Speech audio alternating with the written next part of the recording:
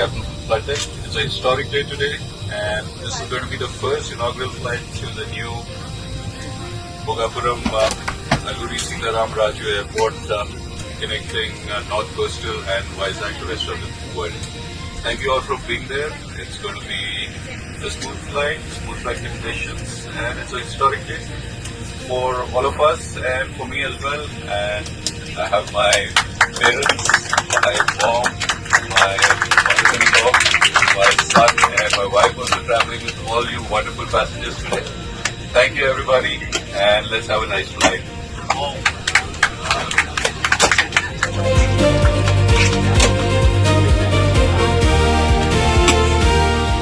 So ఎలా అనిపించింది first flyers certificate and congratulations? Thank you madam.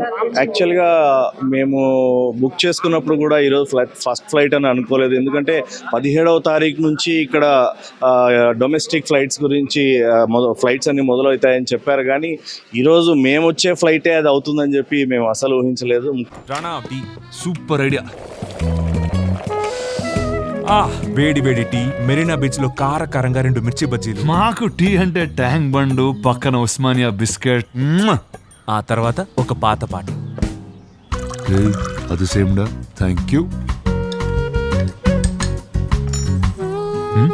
ఇది కూడా సేమ్. ఏవిటి gold cup. చెప్పేది అర్థం కాకపోతే రుచి చూస్తే మరవలేనిది. ముఖ్యంగా మొట్టమొదటి ఫ్లైట్ అల్లూరి సీతారామరాజు గారు మాకు ఎంత ఇష్టమైన ఒక దేశ స్వాతంత్ర సమరయోధి అయినటువంటి అల్లూరి సీతారామరాజు గారి పేరు పెట్టినటువంటి ఎయిర్పోర్ట్కి మొట్టమొదటి ఫ్లైట్లో మేము రావడం చాలా సంతోషంగా ఉంది. ఇక్కడికి వచ్చిన తర్వాత మేము ఎప్పుడు జీవితాంతం గుర్తుపెట్టుకునేలాగా ఇక్కడ ఒక సర్టిఫికెట్ ఇచ్చారు. తర్వాత కొండపల్లి బొమ్మ, ఏదైతే మన ఆంధ్రప్రదేశ్లో ప్రాముఖ్యత చెందినటువంటి కొండపల్లి బొమ్మ, 2 చాక్లెట్లు, తర్వాత ఒక ఫ్లవరు, తర్వాత కొన్ని గుర్తు ఉండిపోయేలాగా ఒక కిట్ని ఇవ్వడం జరిగింది. ముఖ్యంగా ఇలాంటివి ఇంకా ఎన్నో అభివృద్ధులు జరగాలని, ఆంధ్రప్రదేశ్కి ఇంకా మంచి అభివృద్ధి పథంలో వెళ్ళాలని చెప్పి మేము అందరూ కూడా భావిస్తూ ఉన్నాం. Thank you Narendra Modi. అంటే కేవలం మన ప్రయాణానికి కాదండి, చాలా మెమొరీస్ కనెక్ట్ అయి ఉంటాయి. ఇంతకుముందు మీరు వైజాగ్ ఎయిర్పోర్ట్ కావచ్చు, ఇది కావచ్చు, అంటే ఒక జర్నీ ఎక్స్పీరియన్స్ ఎలా ఉంటుందో అలానే వీటితో ఒక ఎమోషనల్ కనెక్టింగ్ ఉంటుంది. జాబ్ పర్పస్కి వెళ్ళే వాళ్ళు, లేకపోతే కూతుర్లు దూరంగా ఉంటే వాళ్ళని చూడడానికి వెళ్ళే వాళ్ళు, ఇట్లా రకరకాల ఆలోచనలతో వెళ్ళే వాళ్ళందరికీ ఒక కనెక్టింగ్, ఒక బాండింగ్ ఏర్పాటు అయ్యేది ఎయిర్పోర్ట్. ఎలా అనిపించింది? నిజంగా నాది అనంతపురం అండి, రాయలసీమ. అయితే నేను చాలాసార్లు ఇక్కడికి వైజాగ్కి రావడం జరిగింది. ఈరోజు మీరు చెప్పినట్టు ఖచ్చితంగా అది ఎప్పుడు మర్చిపోలేము. ఏదో ఒక కనెక్టివిటీ, ఒక కనెక్షన్ ఉంటుంది మనకు.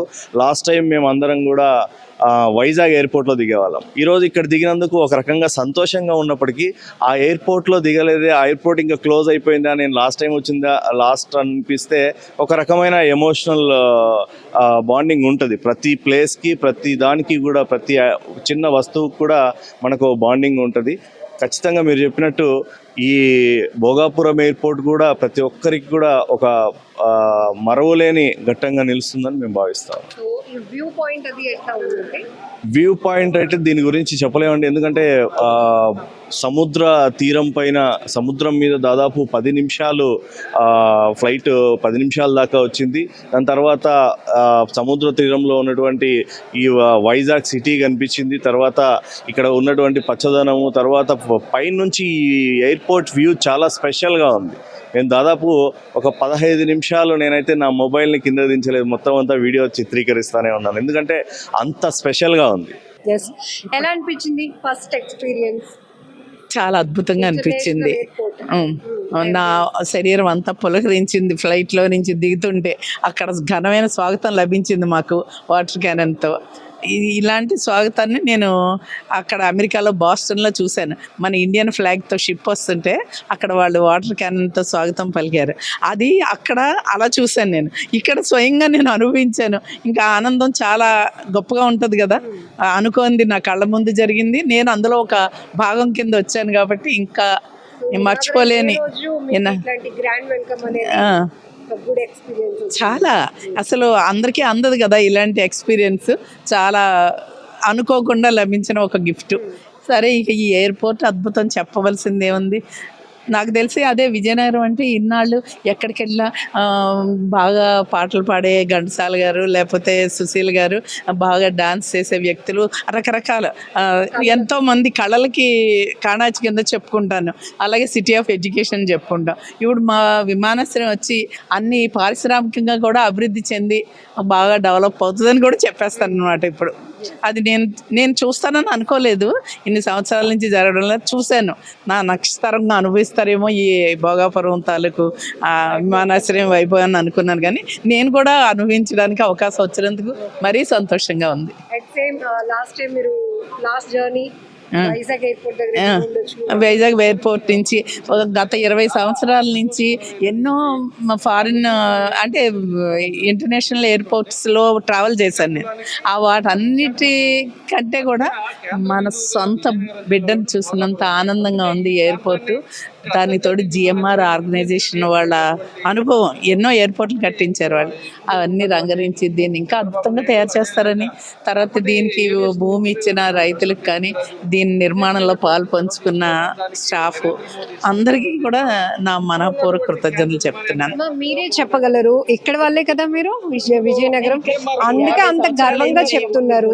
ఇక్కడే చదువుకున్నారు, ఇక్కడే పెరిగారు. ఇవన్నీ చూసినప్పుడు ఒకప్పుడు ఈ ప్రాంతం ఎలా ఉండేది, ఇప్పుడు ఇంటర్నేషనల్ స్టాండర్డ్స్ ఇవన్నీ చూస్తుంటే యాక్చువల్గా చెప్పాలంటే నేను ఈ ఊరు 78లో వచ్చాను ఇక్కడ జాబ్ చేయడానికి. మాన్సా సంస్థలో ఉమెన్స్ కాలేజీలో జువాలజీ లెక్చరర్గా జాయిన్ అయ్యాను. అంటే దాదాపు 50 సంవత్సరాలు అయిపోయింది నేను వచ్చి. ఆనాటికి ఈనాటికి ఎంతో మార్పు అనమాట. నేను ఒక లెక్చరర్గా ఈ విలేజెస్ చాలా వాటిలో నేను ఎలక్షన్ డ్యూటీలు అది చేసినప్పుడు ఫ్యామిలీస్ ఒక 200 మంది ఆ ఊళ్ళో ఉంటే కనీసం ఒక 100 మంది కూడా లేనటువంటి విలేజెస్లో నేను ఎలక్షన్ డ్యూటీ చేశాను. మిగతా వాళ్ళందరూ ఎక్కడికి వెళ్ళారని అడిగితే పొలం పనులకి వేరే ఊళ్ళు వెళ్ళారు అని చెప్పేవారు. ఓన్లీ ముసలి ముతక చిన్నపిల్లలే ఉండేవారు. పెద్దవాళ్ళందరూ యంగ్ యూత్ అంతా కూడా వేరే చోట రైతువారీ పనులకి. అలాంటి ప్రదేశంలో ఈ సంస్థ ఇక్కడ నిర్మించి దీనికి ప్రభుత్వం అన్ని విధాల చేయూతనిచ్చి చేయడం అనేది ఇక్కడ అభివృద్ధికి తప్పకుండా ఇది ఒక సోపానంలాగా పనిచేస్తుందని నేను అనుకుంటున్నాను. లోకల్ అంబియన్స్ లో భాగంగా అరకు కాఫీ గానీ అన్నీ ఉన్నాయి, కళ్ళతో చూశాను. కానీ నేను నా లగేజ్ తీసుకుని బయటికి రావడంలో అక్కడ ఆగి ఎంజాయ్ చేయలేదు. నెక్స్ట్ అదే పని చేస్తాను లోపల. ఎందుకంటే ఈ అందరూ ఇంత ఉత్సాహంగా ఉన్నారు కదా, ఒకళ్ళనొకళ్ళు చూసుకుని ఈ హడావుడిలో నేను బయటకు వచ్చేసాను. నెక్స్ట్ టైం ఇంకా ఎలాగో ఇక్కడి నుంచే ట్రావెల్ చేస్తాం కాబట్టి తప్పకుండా అవన్నీ ఎంజాయ్ చేస్తాను. అందులో ఇంకేం లోడ్ చేయరు. ఫస్టే ఇలా ఉందంటే స్టార్టింగ్లోనే ఇంక ఇది డెఫినెట్గా చాలా గొప్పగా ఉంటుంది ఈ ఎయిర్పోర్ట్. ఎలా అనిపిస్తోంది మీ ఎక్స్పీరియన్స్? 40 years నుంచి ట్రావెల్ చేస్తూనే ఉన్నారు. ఫస్ట్ ఇంటర్నేషనల్ ఫ్లైట్ ఇక్కడ నుంచి, ఫస్ట్ ఇంటర్నేషనల్ ఫ్లైట్లోనే నేను ఇవాళ ట్రావెల్ చేస్తున్నాను. నేను గత 35 సంవత్సరాల నుంచి పాత ఎయిర్పోర్ట్ నుంచి 1995 నుంచి ఇప్పటి వరకు కూడా, మొన్న కూడా నేను 10వ తారీఖుని ల్యాండ్ అయ్యాను పాత ఎయిర్పోర్ట్లోని. ఈరోజు కొత్త ఎయిర్పోర్ట్ నుంచి వెళ్ళటం నాకు చాలా గర్వంగా ఉంది. దీంట్లో నుంచి నేను ఫస్ట్ ఫ్లైట్ నాది అబుదాబీకి వెళ్తున్నాను ఈరోజు. నేను రావటం వైజాగ్ ఎయిర్పోర్ట్, వెళ్ళటం భోగాపురం ఎయిర్పోర్ట్. ఎందుకంటే కావాలని నేను దీన్ని ప్లాన్ చేసుకుని నేను వెళ్ళాలనేసి ఆ ఉద్దేశంతో నేను దీని మీద కాన్సన్ట్రేషన్ చేశాను నేను. సో ఇప్పటికీ భోగాపురం అల్లూరి సీతారామరాజు ఇంటర్నేషనల్ ఎయిర్పోర్ట్ గురించి చాలా విశిష్టతలు చూసారు, విన్నారు కదా, కాబట్టి ఇంటెన్షనల్ గా ఈ రోజు చేయించుకున్నాను. దానికి ప్రతీకారంగా నేనేంటంటే ఫస్ట్ డే నేను ఎక్స్పీరియన్స్ చెయ్యాలి. నా ఫ్లైట్ కూడా ఇది కూడా ఫస్ట్ ఫ్లైట్ ఇది అబుదాబీకి వెళ్ళటానికి. ఇది దాని గురించి అని చెప్పి నేను దీనికే బుక్ చేసుకుని ఈ రోజు నేను ప్లాన్ చేసుకుని వెళ్తున్నాను. నేను మీరు ఎక్కడి నుంచి సార్? అంటే వైజాగ్ నాది, నా ప్రాపర్ వైజాగ్ నాది. వైజాగ్ నుంచి నేను అబుదాబీకి వెళ్తున్నాను ఈ రోజు. నేను ఎన్ని గంటలకి సార్ ఫ్లైట్?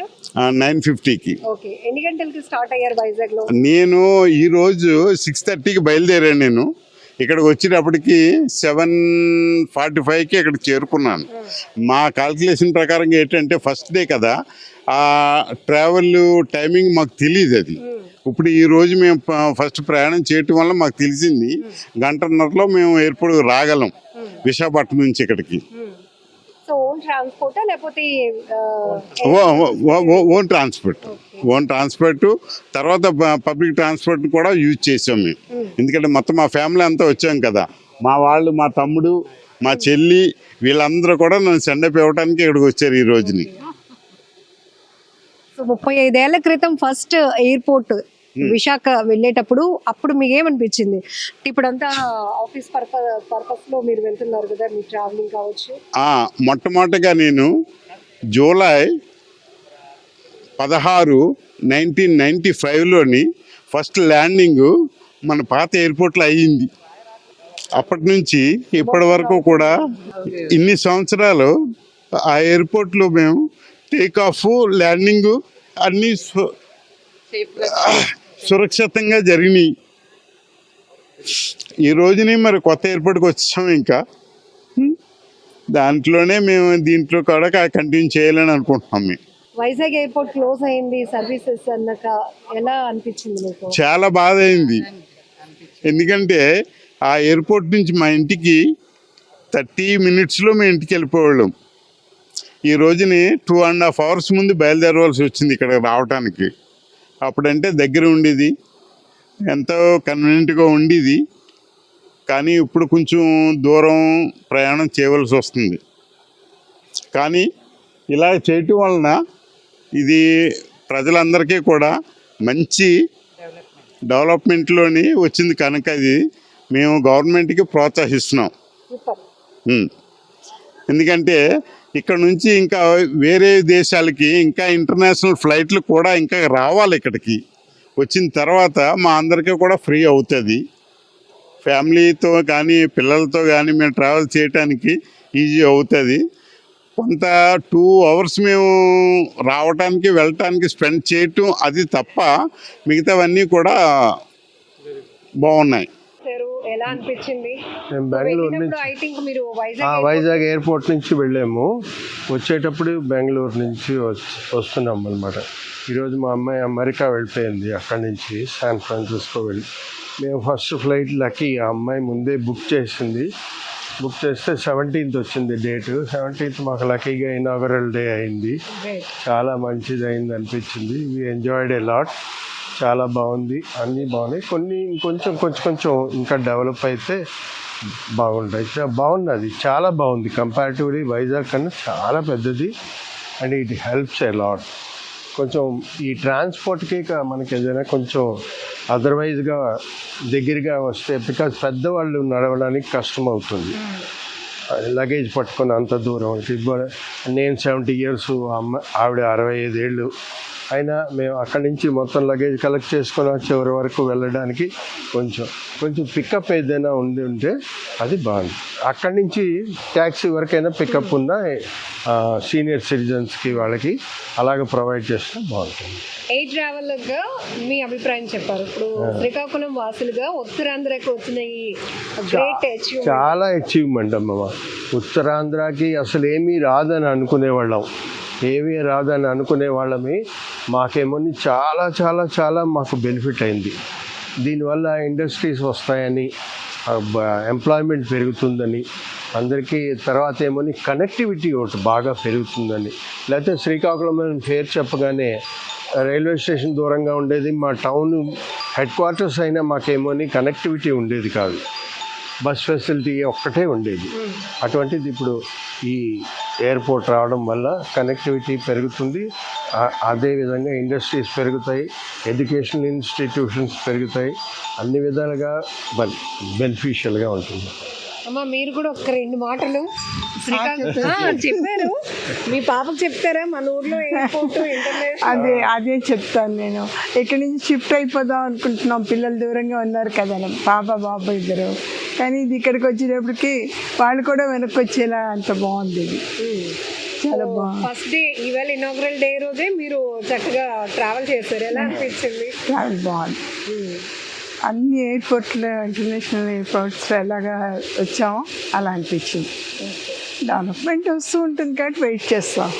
ఇది వచ్చింది కదా, నెక్స్ట్ అదే. పాపకి అమెరికాలో ఉన్న పాపకి చెప్తారా ఎయిర్పోర్ట్?